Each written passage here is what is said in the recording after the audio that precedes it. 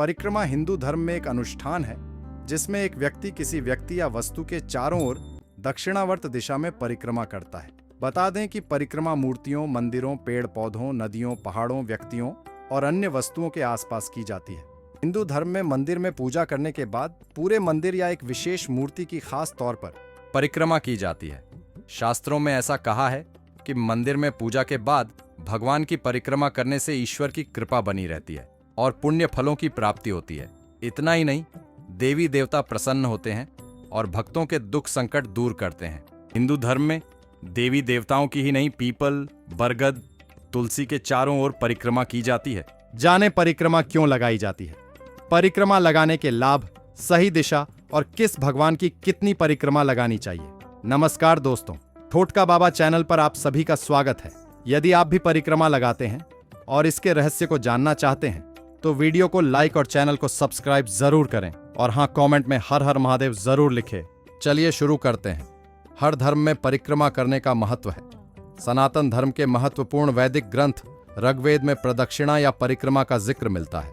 परिक्रमा पूजा का महत्वपूर्ण अंग माना जाता है। मान्यता है कि भगवान की परिक्रमा करने से पापों का नाश होता है। हिंदू धर्म में देवी देवताओं की ही नहीं, पीपल, बरगद, तुलसी समेत अन्य शुभ प्रतीक पेड़ों के अलावा यज्ञ, नर्मदा, गंगा आदि के चारों ओर परिक्रमा भी की जाती है, क्योंकि सनातन धर्म में प्रकृति को भी साक्षात देव समान माना गया है। आइए जानते हैं परिक्रमा लगाने के लाभ, परिक्रमा करने के नियम, परिक्रमा करने की सही दिशा और किस भगवान की कितनी परिक्रमा लगानी चाहिए। परिक्रमा क्यों लगाई जाती है? धार्मिक शास्त्रों के अनुसार मंदिर और भगवान के आसपास परिक्रमा करने से सकारात्मक ऊर्जा शरीर में प्रवेश करती है और ये ऊर्जा व्यक्ति के साथ घर तक आती है, जिससे सुख शांति बनी रहती है। मंदिर में हमेशा परिक्रमा घड़ी की सुई की दिशा में करनी चाहिए। इससे भी समझ सकते हैं कि आपको हमेशा भगवान के दाएं हाथ की तरफ से परिक्रमा शुरू करनी चाहिए। परिक्रमा के दौरान अपने इष्ट देव के मंत्र का जाप करने से उसका शुभ फल मिलता है, या फिर आप इस मंत्र का जाप भी कर सकते हैं, यानी कानी च पापानि जन्मांतर कृतानि च तानि सवार्णि नश्यन्तु प्रदक्षिणे पदे पदे, अर्थात हमारे द्वारा जाने अनजाने में किए गए और पूर्व जन्मों के भी सारे पाप प्रदक्षिणा के साथ साथ नष्ट हो जाए। परमपिता परमेश्वर मुझे सद्बुद्धि प्रदान करें। परिक्रमा का संस्कृत शब्द है प्रदक्षिणा। इसे दो भागों प्रा धन दक्षिणा में बांटा गया है।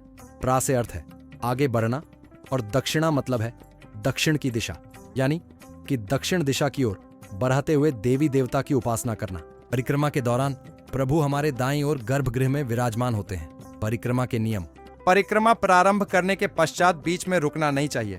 परिक्रमा वहीं पूर्ण करें जहां से प्रारंभ की गई थी। परिक्रमा बीच में रोकने से वह पूर्ण नहीं मानी जाती। परिक्रमा के दौरान किसी से बातचीत न करें। जिस देवता की परिक्रमा कर रहे हैं उनका ही ध्यान करें। इस प्रकार परिक्रमा करने से अभीष्ट एवं पूर्ण लाभ की प्राप्ति होती है।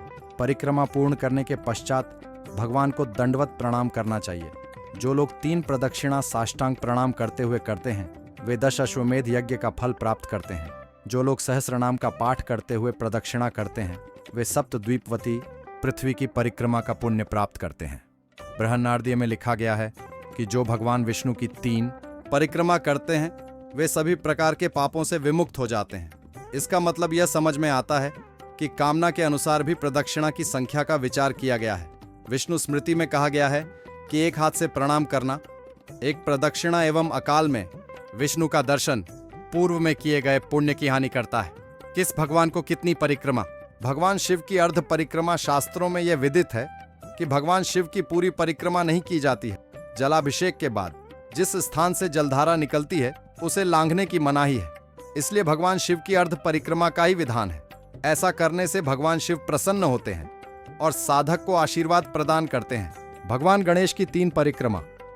धार्मिक मान्यताओं के अनुसार भगवान गणेश सभी देवताओं में सर्वप्रथम पूजनीय है। साथ ही शास्त्रों में यह बताया गया है कि भगवान गणेश की 3 बार परिक्रमा करनी चाहिए और ऐसा करते समय मन ही मन अपनी मनोकामना को दोहराना चाहिए। ऐसा करने से साधक की सभी मनोकामनाएं पूर्ण हो जाती हैं। गोवर्धन परिक्रमा। भगवान श्री कृष्ण की नगरी मथुरा में गोवर्धन पर्वत विराजमान है। किंवदंतियों के अनुसार भगवान श्री कृष्ण ने बाल लीला में गोवर्धन पर्वत को अपनी छोटी सी उंगली पर उठाकर ब्रजवासियों को इंद्रदेव के प्रकोप से बचाया था।